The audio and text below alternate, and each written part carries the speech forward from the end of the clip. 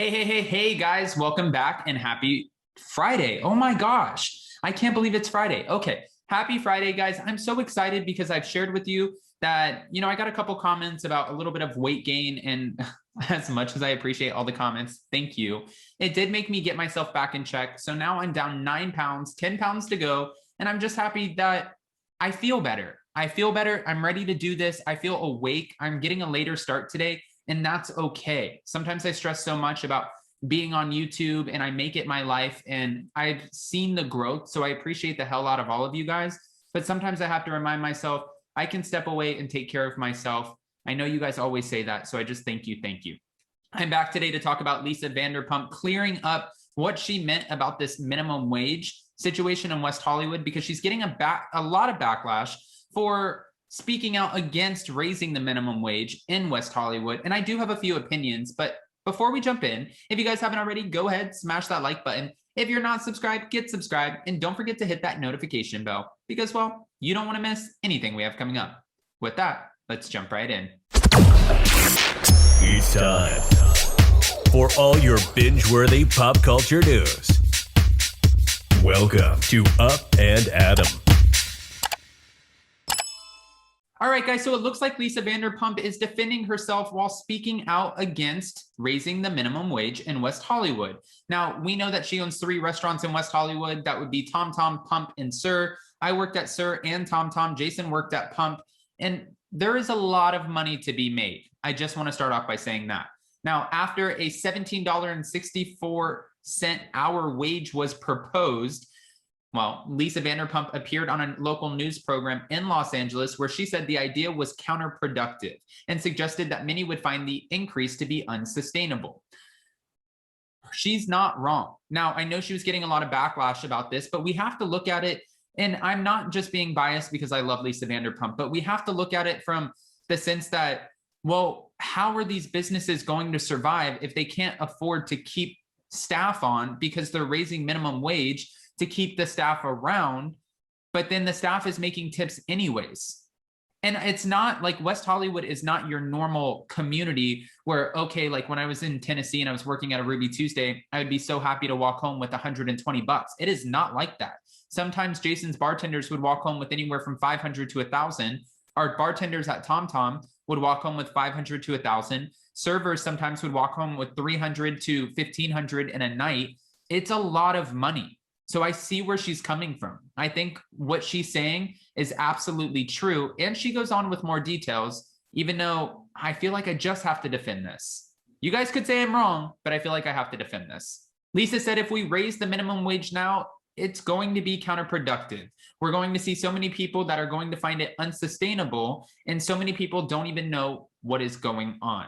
The wage hike was set to take effect on January 1st for hotel workers and July 1st for everyone else, and it brings the hourly pay up substantially from where it's currently at, which is between $13 and $14 an hour, depending on the size of the business. That's about a $3 to $4 increase, almost even $5 if you're looking at $13 an hour, and they're raising it to $17.64. That's almost $5 an hour. I get it.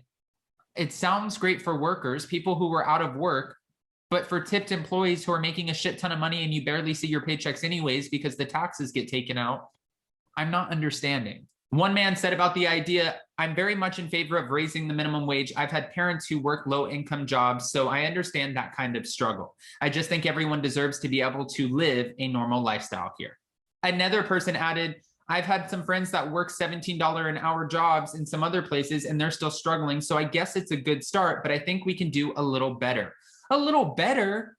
Yeah, I agree if they're not tipped employees. If they're not tipped employees, yes, 100%. If you are a receptionist, if you are working and you're checking people out at a food counter or at Subway or places where, and I'm not being disrespectful at all, I'm talking about what I can remember from West Hollywood. If you're working at the ice cream shop, in these different places where you're not really getting tipped, that makes sense. Raise the minimum wage. But if you're talking about employees who are bringing home a shit ton of money in cash every night, that to me does not make sense, because a lot of these restaurants that we've been waiting so long for them to open up, they're not going to be able to stay open because they're not going to be able to afford to keep a full staff on. And if they can't keep a full staff on, they have to cut the staff in half because now they're paying everyone $4 to $5 an hour more. Then everyone's not going to get the same level of service, which means that's going to provide for a bad experience, which means that's going to put that restaurant out of business. This is common sense. I'm not even a great business person, but I can common sense. So after Lisa was met with plenty of backlash of comments from what she said about the minimum wage, she did decide to take to her Twitter page where she clarified her statements with an additional message to her fans. She said, "No, let me be clear. What we proposed to the city council was not to disregard raising the minimum wage. It was to approach it in a twofold manner. One, to delay the vote until restaurants can get back on their feet. During the deadly pandemic, so many have gone out of business and others are faced with major debts that they may not survive. And two, as WeHo is a progressive city, to consider restructuring the minimum wage pay scale so that certain categories of tipped employees, often making $500 a night and often making up to $100,000 a year, are far exceeding the minimum wage." She's not wrong. Go to the Abbey, go to Pump, go to Sir, go to Tom Tom. I've talked to friends who still work in these restaurants. I have a lot of friends in West Hollywood. They're still making a shit ton of money. It's not the same vibe and ambiance, but as soon as the restaurant started opening, it was like releasing the floodgates and everyone started swarming these different restaurants. Now they just passed a thing where everyone in LA has to have a vaccine to go into the restaurants. So that's going to limit, unless everyone has a vaccine, that's going to limit how many people come into the restaurant. And then also they have to have a certain level of control as to how many people are in the restaurant at the same time. So there's so many things working against them. But what I do know is that the employees, because there's not as many on right now, are still making a great deal of money. They're making a lot of money. She said that the ones who are making up to $500 a night and up to $100,000 a year in tipped wages are not considered in the same class as a non-tipped hourly employee who relies solely on minimum wage. The city attorney has confirmed that West Hollywood could be the first city to implement a tiered scale like that and is looking into it. Okay. Lisa also encouraged her fans and followers to read the full letter that was submitted to the WeHo City Council, but didn't respond when Twitter users asked her to find a link to see it. Now, according to a report from KTLA, the West Hollywood City Council approved the wage increase on Wednesday.